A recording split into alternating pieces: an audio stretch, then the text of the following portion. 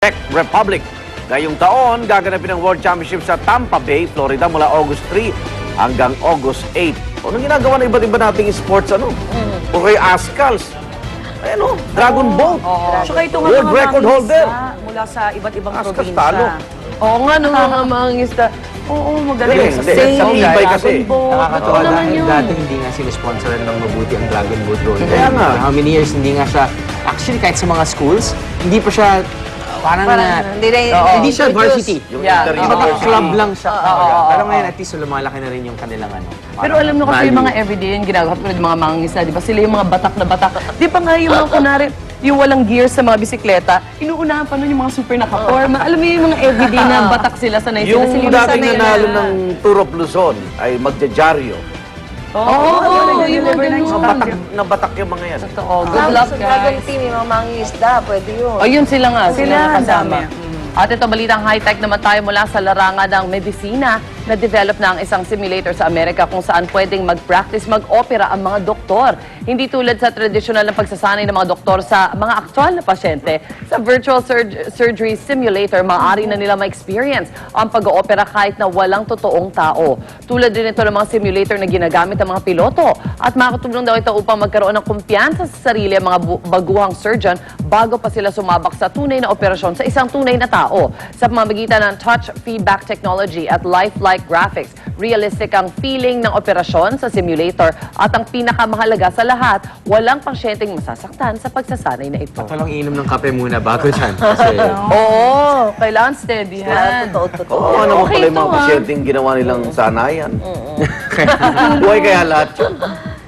Samantala, isang pawikan ang nailigtas ng isang mangingisda sa China nang aksidenteng sumabit ito sa kanyang lambat. Kwento ni Zhu Zhong, nagulat daw siya nang makita ang pawikan na may bigat na mahigit 100 kilo.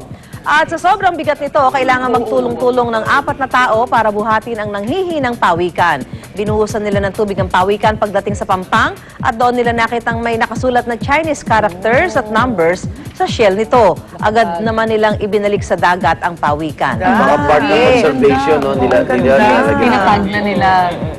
Yes. Para made in China. Property of China. Made in China. Nakalagay sa pawikan. Kasi baka pagdating sa West Philippine Sea. Yes.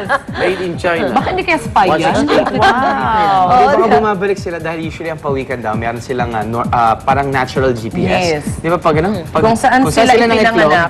Doon sila babalik. Kung saan sila pinanganak, Ipinanganak, doon sila doon din bumabalik. sila mamamalik din. Pag Kaya nawala, yun, galing. di ba pag may sighting, kailangan nire-report mo para alam nila na buhay pa itong pawikan That's nito. right. Wala naman siyang plano, nilambat siya Lumalim na diskusyon. Namalim na no? Dahil sa Nananahimik ako, may Aksidente lambat. lang pala. Pero at least alam natin buhay siya. Yes. At pumasyal naman tayo sa isang zoo sa Thailand kung saan ang mga baby tiger, isang chimpanzee, ang daddy. Ang lalaking chimpo kasi na si Dodo ang nag-aalaga sa kanila ng todo-todo. Si Dodo ang nagpapainom ng gatas sa tiger cubs at nakikipaglaro pa sa mga ito. Mahigit 1 taon na raw itong ginagawa ni Daddy Dodo at nagsimula nang ipakita niyang hindi siya takot sa mga tigre. Kaya naman, ayon sa mga zookeeper, syempre kapag lumaki na ang baby tigers ni Dodo, kailangan na silang ihiwalay ng kulungan sa kanilang daddy chimpanzee. Dahil di mo alam wild animals yan. Baka laruin sila. Eh, Ano maligaw ka sa gubat, no? Uy, tigre, sabi ng tigre.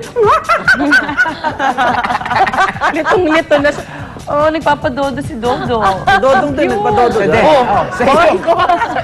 Hindi, check niya kung panis na or what. Kasi di ba, Sila share. Motherly Tatay, no? instinct. ang itong sweet si naman ni Dodo. Ako ni promo yata ng Planet of the Apes. Ay, pwede malapit. Alright, the Planet of the Apes. The Bait naman. prequel. Super cute. Sabi ng tigre, kaya palaki mo ako, kainin kita. Biting the hand that feeds. Samantala, nagpa-admit na sa ospital ang Amaya actor, si Gardo Versosa. Ayon sa mga katrabaho niya sa epic seryeng Amaya, last Tuesday para mataas ang lagnat ni Gardo na gumaganap sa karakter na Raha Mangubat. Ayon kay Direk Mac Alejandre, akala raw nila dulot ng pabago-bagong lagay ng panahon ang pagkakasakit ni Gardo. Kahit nga raw nilalagnat, ayaw mag-absent sa taping ni Gardo. Sa pagsusuri ng mga doktor, lumabas na may typhoid fever pala siya. Kaya na may pinagdarasal ngayon ni Direk Mac, Marian Rivera at ng buong cast ng Amaya ang pagaling ni Gardo. Get well soon, Gardo!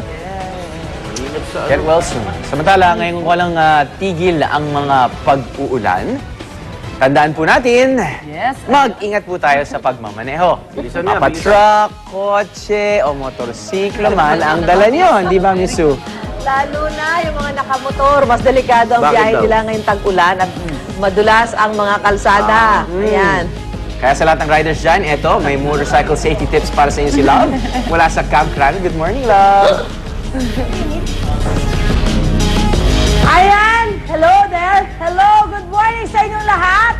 Isang umuulan na araw sa inyo at syempre sa ating mga motorista, ingat-ingat po sa ating pagdadrive. At kagaya nga po na nasabi ng ating mga kapuso dyan sa studio, dapat lagi tayong I am ready, lalo sa ating mga motorsiklo. Dahil, nako, naitala pala last year, 3,543 po ang aksidenteng naitala na may kinalaman po sa pagbumotor. Kaya naman ngayong araw, kasama ko ang mga taga-PNP Highway Patrol Group. Ayan, makikita niyo po sila ngayon. Talagang alive na alive, dilat na dilat, buhay na buhay. At syempre may mga kasama rin po kayo mamaya, mga motorcycle enthusiasts, para po malaman natin ano ba yung tamang pagbabiyahe o anong tamang pagdadrive ng motor. Tama ba? Pagdadrive ng motor habang umuulan. Paano nga bang dapat gawin? Ano yung mga safety gears na dapat nating suotin?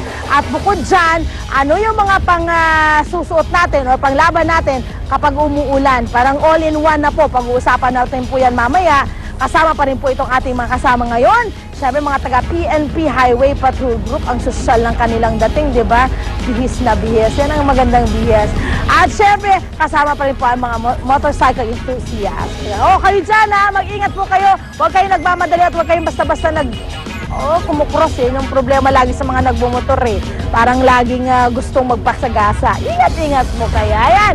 At yan po muna, mula po dito sa Camp Crame, dito po sa Quezon City. Balik po muna sa studio.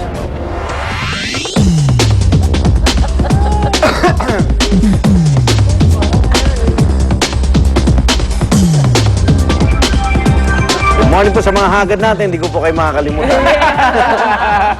Okay. Walang pasok. NCR.